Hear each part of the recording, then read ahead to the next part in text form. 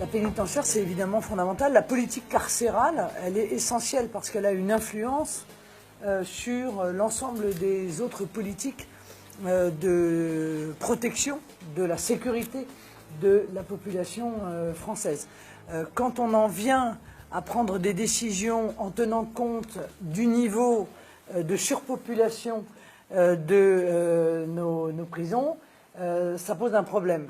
Hein. On doit prendre une décision et c'est en gros la pénitentiaire qui doit suivre. Là, c'est le manque notamment de place qui a une influence directe sur les aménagements de peine, etc. On ne va pas se raconter d'histoire. Hein. Beaucoup des ministres des gardes des Sceaux ont été très intéressés par le développement de peines aménagées, non pas tant pour des raisons de réinsertion, d'humanisme et autres considérations tout à fait honorables, mais en réalité pour pouvoir permettre de faire baisser la pression en matière de surpopulation de nos prisons françaises. Donc cette situation n'est pas admissible. Lorsque l'on veut rétablir la sécurité, il faut s'en donner les moyens, d'autant que les conséquences, évidemment, de cet abandon un peu de la politique pénitentiaire, c'est le mal-être du personnel pénitentiaire. Ce sont des effectifs qui ne sont pas suffisants. C'est un personnel pénitentiaire qui vit dans des conditions éminemment difficiles, parfois même des conditions sanitaires difficiles, car encore une fois, l'établissement que nous avons vu là est un établissement neuf. Il a 11 ans, c'est neuf pour un établissement pénitentiaire. Hein. Mais il y a évidemment, et vous le savez bien, d'autres prisons qui sont dans un état tout à fait épouvantable. Donc non seulement ils travaillent en prison, ce qui est en soi déjà pas facile, mais dans des conditions qui sont dégradées et avec des sous-effectifs et de surcroît sans qu'on leur donne les moyens d'assurer totalement l'intégralité de leur sécurisation. Voilà. Donc nous avons été reçus par le chef d'établissement qui nous a fait visiter. Nous avons donc visité certains endroits de la prison, les parloirs, les lieux de vie, de vie familiale, les cellules. Etc. Donc c'était effectivement intéressant et on a évoqué toutes les difficultés qui étaient celles précisément des effectifs, parce que c'est quand même beaucoup, la surpopulation et les effectifs sont les deux problèmes majeurs de l'administration pénitentiaire. Nous sommes passés le long d'un certain nombre de cellules où nous avons pu bénéficier du langage fleuri de certains, et on s'est dit en sortant de là, je crois que j'étais pas toute seule.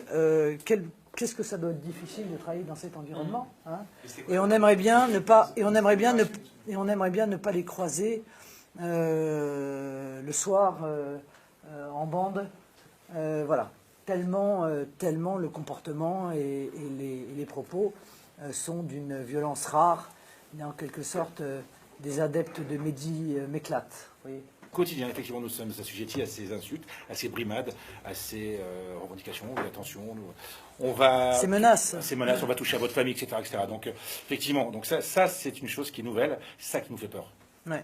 Beaucoup d'agents pénitentiaires nous disent aujourd'hui, c'est quand il n'y a pas de violence et d'insultes et de menaces qu'on trouve ça étonnant, quoi. Tout à fait. Certes, c'est notre quotidien à l'intérieur, c'est notre métier, nous le connaissons. Notre problème aujourd'hui, c'est que cette violence transparaît les murs, elle vient sur l'extérieur. Ça peut toucher aux familles. Vous avez peur pour vos familles? Effectivement. Il y a un an, 2 collègues sont fait lâchement agresser sur le parking du CFA pénitentiaire de Donche-le-Conin.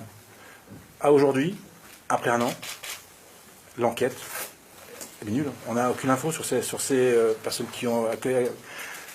Voilà. Ils les ont, enfin pour les journalistes, oui. Ils les ont écrasés. Ils les ont écrasés, effectivement. Donc il y a une collègue, pour votre information, qui a été percutée par une voiture à 7h15 du matin, qui a été traînée sur une vingtaine de mètres, donc qui a dû être déportée, donc parce qu'elle avait effectivement beaucoup de souffrances physiques. Alors c'est vrai que, comme je vous dis, il y a une suite logique dans la politique pénale que nous voulons voir mettre en œuvre. Moi, mon projet a un certain nombre de volets, évidemment, qui la concernent. Le premier volet, pour aller un peu en amont, c'est bien sûr le nombre de policiers dans la chaîne pénale. Vous savez que nous sommes pour le recrutement de 15 000 policiers et gendarmes pour pouvoir reconstituer, et même au-delà, les effectifs qui ont été supprimés, notamment lors du quinquennat de Nicolas Sarkozy. La tolérance zéro, bien entendu, enfin je dis bien entendu, mais c'est exactement l'inverse qui a été fait quand même depuis deux quinquennats là encore, c'est-à-dire l'abrogation des lois laxistes dont Madame Taubira est en quelque sorte le symbole, et qui là encore permet de laisser en liberté des gens qui sont condamnés pourtant à des peines de prison qu'il est assez difficile de se voir infliger, ou en tout cas quand on se les voit infliger, c'est qu'on a vraiment commis des faits qui sont extrêmement graves. Le rétablissement des peines planchers, et la suppression des remises de peine automatiques. Voilà, aujourd'hui, il y a des remises de peine automatiques, et lorsqu'un détenu se tient mal, on va annuler la remise de peine automatique. Tout ça n'a absolument aucun sens. Il faut qu'il n'y ait pas de remise de peine automatique, et que la remise de peine, précisément, ce soit la contrepartie d'un détenu qui fait des efforts de réinsertion, qui se comporte correctement dans le cadre et au cours de sa détention. La lutte contre la délinquance des mineurs, le problème des mineurs est un problème majeur, pardon de ce jeu de mots, mais c'est de plus en plus vrai, avec une ultra-violence des mineurs, de plus en plus, en l'espace d'une quinzaine d'années, le niveau de violence des détenus, y compris en parole, mais vous savez, une parole, ça peut être extrêmement violent, a augmenté d'une manière tout à fait considérable. Donc ça va passer par la suppression des aides sociales aux parents des mineurs récidivistes en cas de carence éducative. Je veux dire, il n'est pas question de sponsoriser des parents qui manifestement créent les conditions d'une nuisance importante pour la société par l'intermédiaire de leur carence, ou à cause en tout cas de leur carence éducative.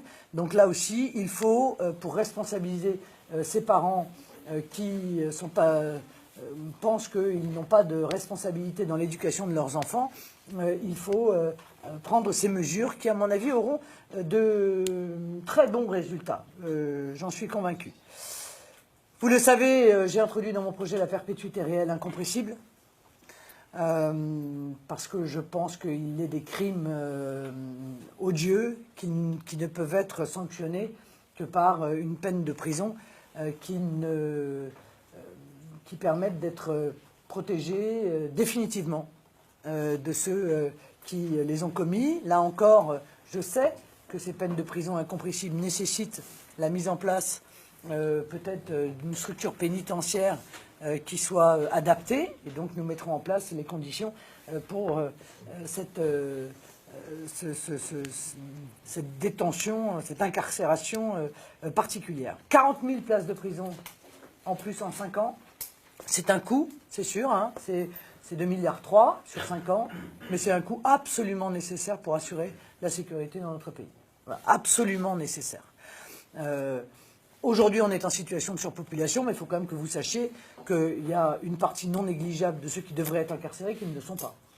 Et qu'un certain nombre de magistrats, d'ailleurs, ou de juges d'application des peines, en réalité prennent leurs décisions en fonction du nombre de places qui sont disponibles. Et comme il n'y a pas de place disponible, voilà, hein, CQFD, les conséquences, c'est qu'on laisse libres des gens qui sont des dangers pour la société.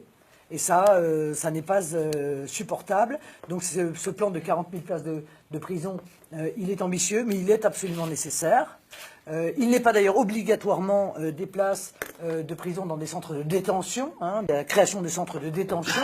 Il faut un peu de tout, y compris des établissements qui permettent de faire de la semi-liberté pour des, entre guillemets, primo-délinquants. Hein, je dis entre guillemets primo-délinquants parce qu'il est inutile de vous dire qu'avec le système pénal français aujourd'hui, personne quasiment n'est primo-délinquant. C'est la première fois qu'ils viennent en prison, mais le moins qu'on puisse dire, c'est que c'est pas la première fois qu'ils commettent des actes de délinquance. Parce qu'avant d'arriver en prison, il faut en faire quand même. Hein. Mais il n'en demeure pas moins qu'il peut exister des centres semi-ouverts ou semi-fermés, ça dépend, hein, c'est un petit peu le verre d'eau à moitié vide ou à moitié plein.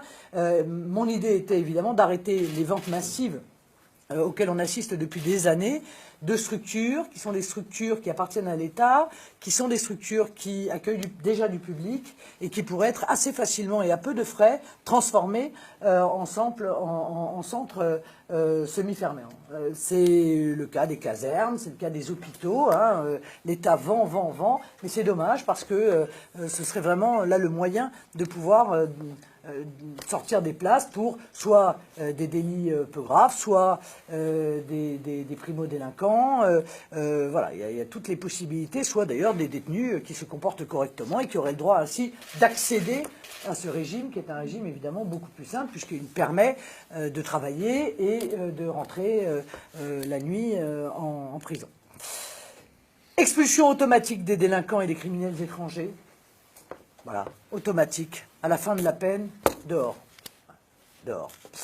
Il n'y a absolument aucune raison, aucune, pour que la France soit obligée de conserver sur son territoire des gens qui, alors qu'ils y ont été accueillis, se sont comportés en violant la loi par l'intermédiaire de délits ou de crimes. Et c'est également dans mon projet, vous le savez, je souhaite engager une vaste réflexion pour obtenir des accords bilatéraux avec les pays dont sont issus les délinquants étrangers, afin d'envisager les conditions pour qu'ils effectuent leur peine dans leur pays d'origine. Quitte d'ailleurs à ce que la France contribue intégralement ou partiellement à cette détention dans le pays d'origine. Je pense que ça libérerait là aussi beaucoup de places de prison. Il y a 25% d'étrangers ici, hein, dans ce centre pénitentiaire. C'est 25% de places qui permettraient d'éviter la situation de surpopulation systématique que nous vivons, d'autant que l'expulsion évite évidemment la récidive et donc le retour dans des centres pénitentiaires qui sont surchargés. Le rattachement, je l'ai dit tout à l'heure, de l'administration pénitentiaire au ministère de l'Intérieur et parallèlement le renforcement du renseignement pénitentiaire, c'est essentiel parce qu'il ne faut pas que les prisons françaises deviennent l'université du djihad ou du fondamentalisme islamiste, ce serait quand même un peu dommage. Or, on sait très bien quand même que les surveillants pénitentiaires, par leur place tout à fait privilégiés auprès des détenus, sont les mieux placés, évidemment, pour savoir ou pour percevoir les différences de comportement qui permettent de détecter la radicalisation d'un certain nombre, avec bien sûr le souhait que nous émettons qu'il n'y ait pas, encore une fois, de recruteurs, ou en tout cas que quand les recruteurs, car il en existe, sont détectés, ils puissent être mis en dehors de tout contact avec les détenus. Augmentation du nombre de magistrats. Il n'y a pas assez de magistrats dans notre pays. Il n'y a pas non plus d'ailleurs assez de magistrats instructeurs dans notre pays. Et nous proposons d'augmenter notamment le recrutement au tour extérieur, car il est parfaitement envisageable que d'anciens gendarmes, que d'anciens commissaires ou que d'autres professions juridiques puissent bénéficier de l'accès à la magistrature et ainsi renforce le nombre de magistrats et donc la rapidité de la justice, ce que tous les Français, je crois, attendent. Enfin, et j'en terminerai par là, la suppression de l'École nationale de la magistrature. Il n'y a absolument aucune raison pour qu'il y ait une école nationale de la magistrature qui, en l'occurrence, pourrait parfaitement être totalement modifiée. Moi, je plaide depuis de nombreuses années pour qu'il y ait un cursus commun avec les avocats. Il n'y a quand même pas non plus une différence fondamentale entre le travail de magistrat et le travail d'avocat. Et après, comme pour les avocats, qu'il y ait des écoles régionales qui permettent voilà, la mise en situation, en quelque sorte, comme il existe des écoles d'avocats qui dépendent des barreaux. Il y aurait des écoles de magistrats dans chaque région française pour pouvoir leur donner le dernier enseignement spécifique à leur profession. Une des raisons aussi pour lesquelles on souhaite en fait, relier l'administration pénitentiaire et le mettre sous la responsabilité du ministère de l'Intérieur, c'est aussi pour pouvoir avoir une complémentarité en matière de renseignement. Alors je sais que des renseignements ont vu jour depuis peu dans l'administration pénitentiaire, donc c'est en plein essor. Hein, donc le travail de surveillance est de repérer, parce que c'est la base en fait, le travail d'observation du surveillant, c'est la base, c'est ça qui permet de remonter à des informations importantes.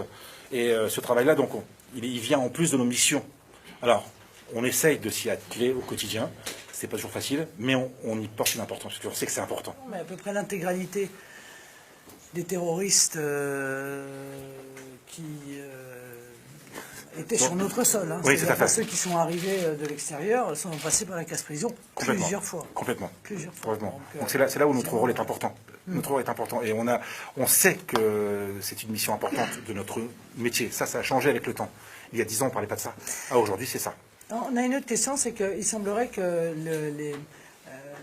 l'encadrement légal qui est mis en œuvre, notamment d'ailleurs au travers d'un certain nombre de directives européennes, pour vous permettre de faire les fouilles, la régularité, les conditions des fouilles, etc.